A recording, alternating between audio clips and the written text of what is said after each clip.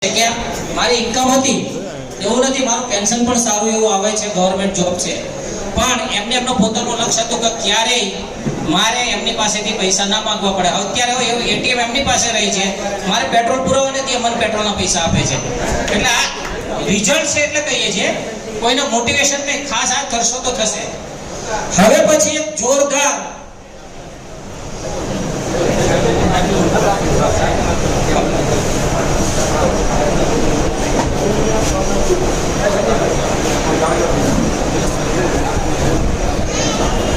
Hello, આપણી આ team અમદાવાદની અંદર જેમને જબરજસ્ત કામ કર્યું છે અને એવા જબરજસ્ત વ્યક્તિ વિશે થોડી હું માહિતી આપીશ. ભાનુભાઈ ભરવાડ સાહેબ છે. ભાનુભાઈ ભરવાડ સાહેબનું ઓલરેડી એક શોખ છે.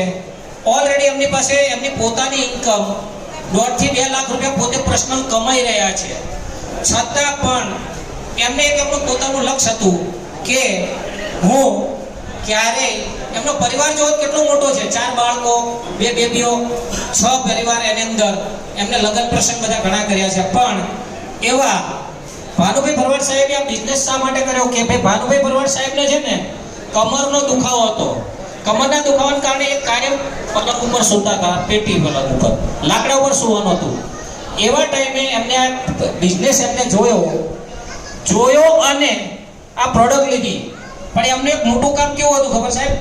એમના પ્રોડક્ટ આપવા જનાર કે ને એ સાહેબે એમને 10 વખત કીધું, એમને 8 મહિના સુધી ના પાડી હતી કે આ પ્રોડક્ટ નથી લેવી. પણ આ પ્રોડક્ટની ધીરે એમના આજુબાજુ આવતી જતી ગઈ અને ભાનુભાઈ સાહેબે આ પ્રોડક્ટ લીધી. પ્રોડક્ટ લઈ અને આ બિઝનેસ સ્ટાર્ટ કર્યો. એમને આ બિઝનેસ ચાલુ કર્યા પછી એમની સાથે ઓલરેડી એલઆઈસીમાં હતા, એમડીઆરટી હતા, એલઆઈસીમાં હતા, એમડીઆરટી હતા, છતાં એમને આ બિઝનેસ કર્યો. હવે આ બિઝનેસ એમને કર્યો ખરો, પણ એમના બિઝનેસ આપનાર અને અમદાવાદની અંદર જે બિઝનેસ લાવનાર એવા જોરદાર વ્યક્તિ છે, જેમનું નામ યોગેશ ઠક્કર સાહેબ છે. યોગેશ ઠક્કર સાહેબના વિશે થોડીક વાત કરું તો ઓલરેડી આ બિઝનેસની અંદર એમનું નેટવર્ક, કોઈ એમ કે ભાઈ મારું ગુજરાતમાં છે, કઈ એમપીમાં છે, પણ યોગેશ ઠક્કર સાહેબનું નેટવર્ક અને આ બિઝનેસની અંદર ઇન્ડિયાની અંદર અને ઇન્ડિયા બહાર પણ એમના દ્વારા પ્રોડક્ટ જઈ છે.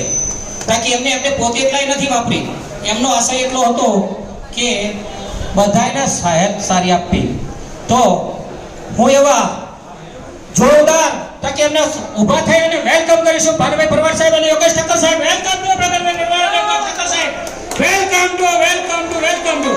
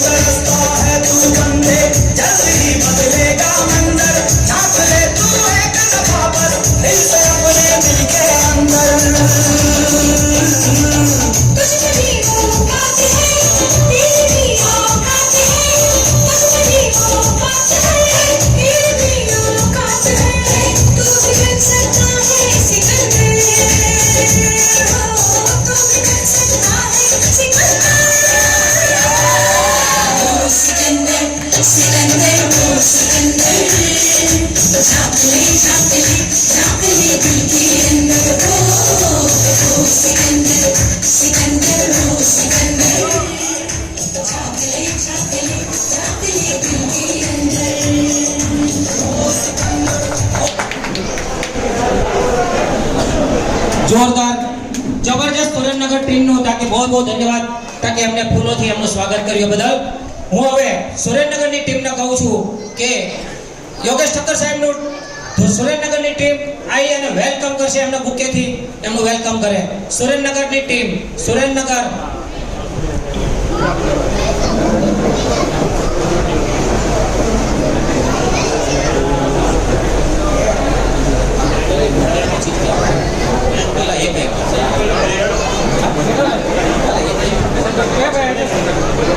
ટીમમાં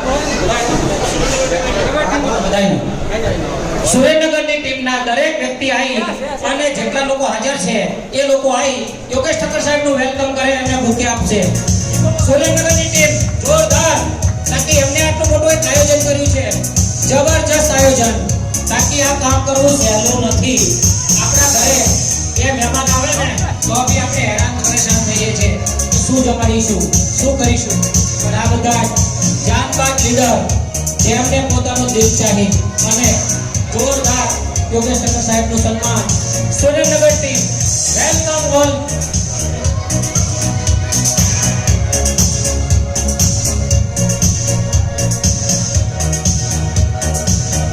બિઝનેસની મહાનતા જોઈ શકો છો કે ના ઓળખાણ ના પખાણ છતાં એમનું વેલકમ થઈ રહ્યું છે. શું આપ ચાહો છો તમારું આવું પણ વેલકમ થઈ શકે? હું બધાને ચાહું છું આવું તમારો એક દિવસ થશે. એવા જાનબાદ લીડર સાહેબ ભાનુભાઈ ભરવાડ સાહેબને સુરેન્દ્રનગરની ટીમ ફરીથી વેલકમ કરું છું અને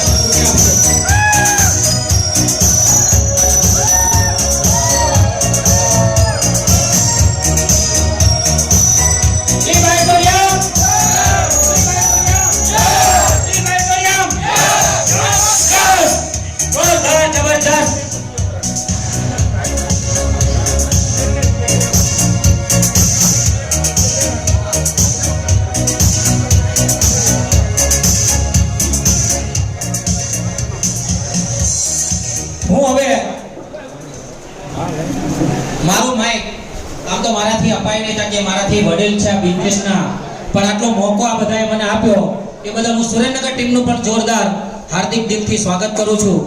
હું અત્યારે હવે ભાનુભાઈ ભરવાડ સાહેબને કહીશ કે આપને આ બિઝનેસ શા અને કઈ રીતે કર્યો અને આજે એમનું વર્ચસ્વ, અને ભાનુભાઈ ભરવાડ સાહેબને હવે માઇક આપવું એ મારા માટે યોગ્ય નથી, પણ હવે મજબૂરી તકે હું નાનો માણસ છું પણ એ મોટા છે એટલે હું એમના સ્ટેજ ઉપર છું. ઓકે, વેલકમ ટુ સાહેબ. નમસ્કાર મિત્રો, આ સ્વાગત દરેક જણનું છે અને તમારો ખૂબ ખૂબ આભાર અને ધન્યવાદ. મારું નામ ભાનુભાઈ ભરવાડ છે. હું પીપળજ ગામથી આવું છું, અમદાવાદ. મેં આ બિઝનેસ 2.5 વર્ષ પહેલાં સ્ટાર્ટ કર્યો હતો. અપલાઈન, ડાઉનલાઈન, ક્રોસ લાઈન અને બેઠેલા દરેક જણના સહકારથી 53,70,000 રૂપિયા કમાયો છું. મહિને 2 થી 2.5 લાખ રૂપિયા આવે છે. કોણ લોકો લેવા માંગે છે? આ તો બરો પૈસા આવશે. તમારે જો ઇન્કમ કરવી હોય તો બેરા બનવું પડે. શું બનવું પડે? બેરા બનવું પડે. કારણ કે બેરા બનશો ને, અહીંયા જે લોકો આવેલા છે, અહીંયા જે લોકો ઇન્કમ કરી છે એમની વાત તમે સાંભળશો ને તો જીવનમાં સફળ થઈ શકશો. મેં પણ ભૂલ કરી હતી, તમે ભૂલ ના કરતા. વારંવાર કહું છું. હું વાત કરું આજથી લગભગ 3.5 વર્ષ પહેલા યોગેશભાઈ ઠક્કર સાહેબે મને આ બિઝનેસ માટે ફોન કર્યો હતો. તમને બી ઘણા બધા લોકો ઇન્વાઇટ કર્યા છે. કોઈ હા પાડી, કોઈ ના પાડી, કોઈ કીધું વારા વાર્યા, કોઈ કે ગાડીમાં પંચર પડી ગયું, કોઈ કંઈક વારા તો વાર્યા થશે. મેં પણ વારા વાર્યા હતા. યોગીજી સાહેબે મને આજથી 3.5 વર્ષ પહેલા કીધું મને કે ભાનુભાઈ આવો એક સાથે મળીને આપણે કામ કરીએ. આ રિયાલિટી કહું છું તમને. ત્યારે હું એફએમસીજી કંપનીમાં એક કામ કરતો હતો. તો મેં કીધું સાહેબ તમારી કંપનીની પ્રોડક્ટ શું છે? તો મને યોગેશભાઈ કે પાણીને આ બેલ્ટ આવે, બ્રેસલેટ આવે, પાણીની બોટલનું કવર આવે, ગાડલું આવે અને ઓશીકું આવે. હું કરવાનું છું મને કે ગાડલા ઊંઘી જવાનું, બધા રોગો મટી જાય. મેં ફોનમાં કીધું તમે મટાડો, મારે મટાડવા નથી. હું મિત્રની વાત નહોતો માન્યો, આ રિયાલિટી કહું છું. બરાબર. પછી યોગેશભાઈ સાહેબ પહેલા જ મેં લગભગ આમાં 1 લાખ રૂપિયા જેવું કમાયા હતા, 1.25 લાખ રૂપિયા જેવું. તો યોગેશભાઈ મને ઇન્કમનું પોસ્ટર મોકલ્યું હતું. મને કે ભાનુભાઈ હું પહેલા જ મેં 1.25 લાખ રૂપિયા જેવું કમાયો. મેં કીધું મારે એટલું ભાડું આવે છે, મારે કામ કરવું નથી. મિત્ર વારંવાર મને બોલાવે છે પણ હું એને સ્વીકારતો નથી. હું એને ઠોકરાવું છું. બરાબર. પછી મહિનો થયો, 2 મહિના થયા, 3 મહિના થયા, 4 મહિના થયા. ઘણા બધા લોકોના રિઝલ્ટો મળ્યા પ્રોડક્ટના. એ બધાના વિડીયો યોગેશભાઈ સાહેબે મને મોકલ્યા. પછી જેમલા સાહેબે કીધું ને કે જેને વિડીયો મોકલે એનું મળ્યો અને જોયું કે આના પ્રોડક્ટના રિઝલ્ટ તો આવે છે. એટલે વાર્યા ના વર્યા, હાર્યા વર્યા. આ નારિયેળના ફૂટવામાં 8 મહિના લાગે છે. કેટલા મહિના? હવે એનું નુકસાન શું થયું તમે સાંભળવા માંગો છો? યોગેશભાઈ સાહેબ મારા કરતા 1,60,60,00,000 રૂપિયા વધારે કમાયા. બોલો. કહેવાનો મતલબ મિત્રો એટલો જ છે કે તમારી આજુબાજુ પ્રોડક્ટ તો આવવાની છે. બરાબર. તમે નહીં આપો તો કોઈ બીજું આપશે. મારી પોતાની વાત કરું, જેમ સાહેબે વાત કરી, આ પ્રોડક્ટ વાપરવાથી મને પોતાનો કમરનો દુખાવો મટી ગયો. પછી મેં ઘણા બધા લોકોને કીધું. બરાબર. લોકો આવતા ગયા, લોકો જોડાતા ગયા. હું સુરેન્દ્રનગરમાં આજ પહેલી વખત આવ્યો. આજે લગભગ 200 થી 250 લોકોની ટીમ છે. મેં અમદાવાદ નથી છોડ્યું, મારી ટીમ તેલંગાના છે, હૈદરાબાદ છે, બરાબર, પછી ફિરોજાબાદ છે, દિલ્હીમાં છે, ગોકુળમાં છે, મથુરામાં છે, અમદાવાદના દરેક જિલ્લામાં. સાહેબ આ બિઝનેસ એવો છે કે તમે બેઠા બેઠા ઓલ ઓવર ઇન્ડિયામાં કરી શકો છો. દુનિયાનો એક પહેલો એવો બિઝનેસ છે જેમાં તમારો કોઈ બોસ નથી અને કોઈ તમારો લોસ નથી. અને હું તમને મારી વાત કરું ને તો અમારા ફાધર જોડે હું ઘણી બધી બેસીએ છીએ, અમે વાતચીત ચર્ચા કરીએ કે મને કે હમણાં તો તારા ધંધામાં પૈસા બહુ આવે, ધંધો તું કેવો કરે છે? ધંધો કેવો બહુ સારો છે.